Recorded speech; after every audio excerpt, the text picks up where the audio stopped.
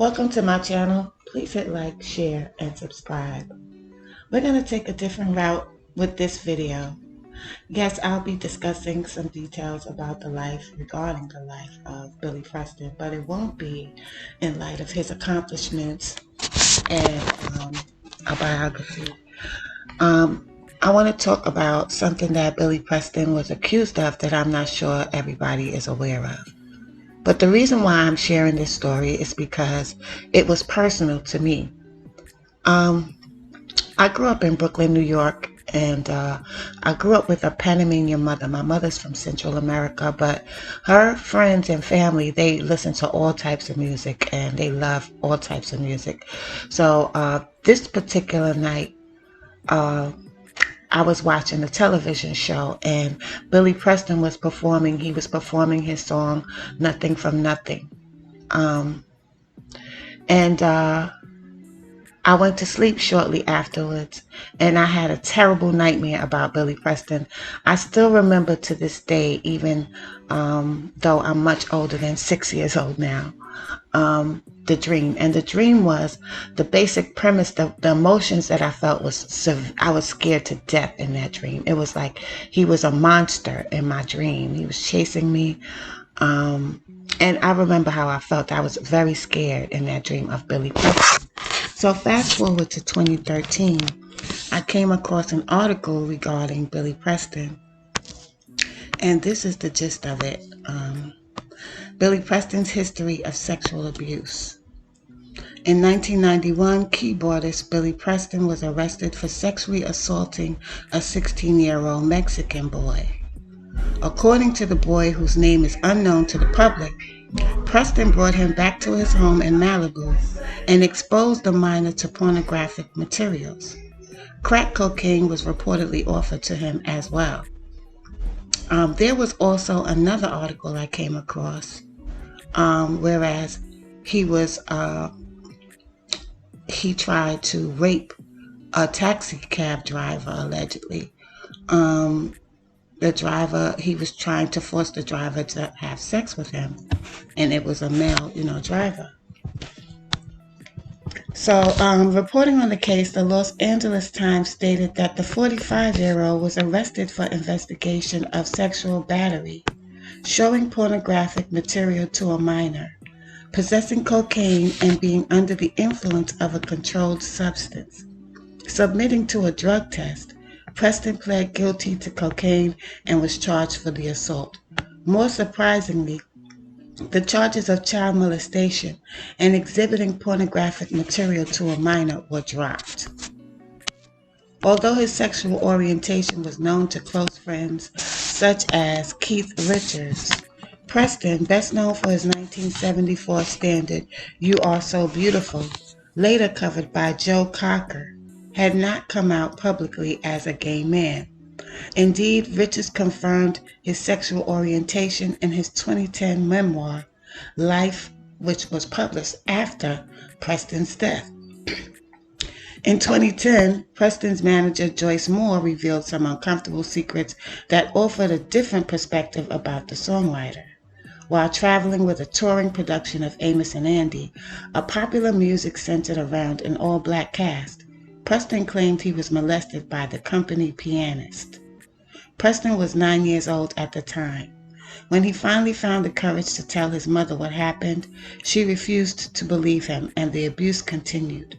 There are suggestions that a pastor also assaulted Preston, but those claims have not been verified. Now, there was stories of sexual abuse towards David Ruffin by his father when he was a child. There was also allegations of sexual abuse towards Marvin Gaye when he was a child by his uncle, confirmed by his brother. Confirmed by Marvin Gaye's brother that their uncle, he witnessed it. Their uncle molested Marvin Gaye. So I'm saying that to say that this is something within black families and black households, black communities that has been going on for a long time that has not been addressed. And when these type of things are not addressed, And also with Florence Ballard, Tammy Terrell, when these things are not addressed, it comes out later on in their life through their personalities. It can be a detrimental result of being arrested, or it can be something as far as their personality. What I found in my research is that it causes some type of glitch. It's like the person is never the person that they should have been before the assault took place. It's like the assault took something from them that can't be returned. Let's continue. Like Freddie Mercury, Preston was romantically involved with a woman he loved very dearly. Her name was Kathy Silva, and the pair was set to marry before Preston caught Silva and musician Sly Stone in flagrante delicto. What made matters worse was Preston's involvement on There's a Riot Going On, Getting High. What made matters worse was Preston's involvement on There's a Riot Going On. Getting high was the only way he could do it, Moore said, and when his sexual urges came down on him, he couldn't bring himself to ever touch a woman again. The demons from childhood abuse never left him, agreed Letty Preston, the keyboardist's half-sister. Most horrifyingly, she added, and he suffered nightmares and tears from the memories. Drugs helped him to escape. Whatever demons were surfacing within the keyboardist ultimately does not excuse his behavior. On January 18, 1992, the Los Angeles Times reported that Preston assaulted a second victim. The man was older than the Mexican boy. He was 38, but it demonstrated a pattern in the keyboard player's life. According to the report, the judge increased Preston's bail from $10,000 to $25,000. In a motion that was eerily similar to the assault from 1991, Preston picked up the man under supposedly altruistic pretenses before attempting to engage in sexual intercourse after exposing him to pornographic material. Invariably, the songwriting keyboardist eventually pled no contest to drug and sexual assault charges, and he was sentenced to 9 months in a drug rehab facility and 3 months on house arrest. His solo career never recovered, but Preston's fortunes picked up dramatically when he toured with Eric Clapton and Ringo Starr. Preston died in 2006 at the age of 59. Preston was a keyboard player of high distinction. John Lennon was in favor of inviting Preston into the Beatles sphere, only for Paul McCartney to put the kibosh on that particular avenue. Nevertheless, Preston played Hammond with the Beatles on Let It Be and I Want You, She's So Heavy. He later toured with George Harrison, tackling many of the more intricate harmonies as the guitar player struggled to keep his vocal cords intact. He was deeply spiritual, even religious, which might account for his life struggle with his sexual orientation. When asked to compare working with Harrison to the Rolling Stones, the keyboardist replied, "I like a livelier show, and the Stones are much livelier than George. Although I enjoy playing on the Harrison tour, this one is more fun, faster paced, and more of a rock and roll thing. The Stones are a lot more R&B oriented. It feels like I've been playing with them for years. We're a family. All the guys are hanging out together and definitely getting off on each other.